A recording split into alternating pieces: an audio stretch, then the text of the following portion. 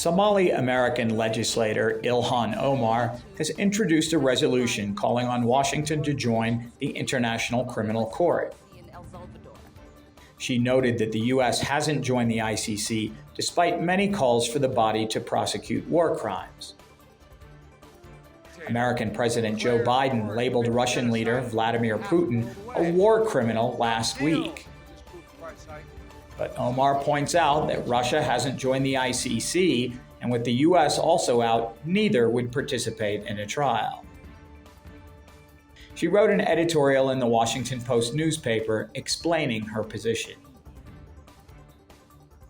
Sadly, it's this exact position that is now hamstringing the United States as we seek accountability for Putin.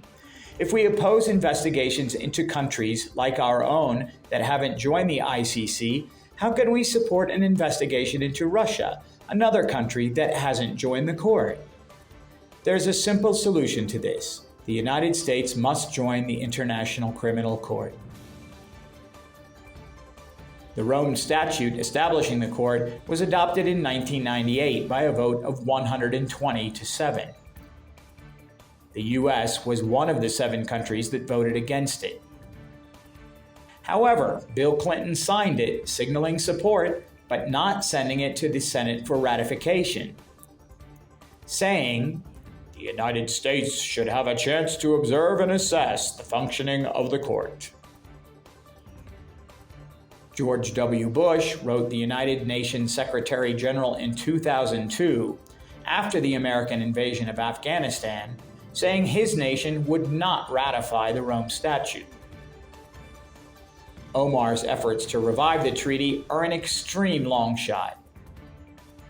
It would take a 2/3 majority in the U.S. Senate to ratify it, and with a slim Democratic majority in Congress, even if Biden came out in favor, it would be unlikely to pass.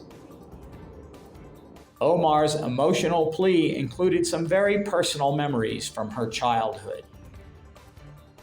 For me personally, it evokes a traumatic past.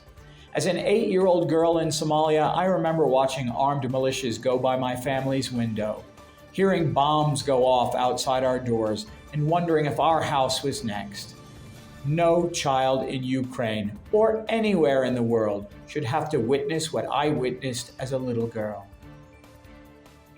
While Omar was extremely critical of Putin in her editorial, she has cautioned American authorities not to enter the conflict. So when the Ukrainians ask us to implement a no-fly zone, that's an invitation for us to get involved in the war. A no-fly zone is not something that, is just implemented.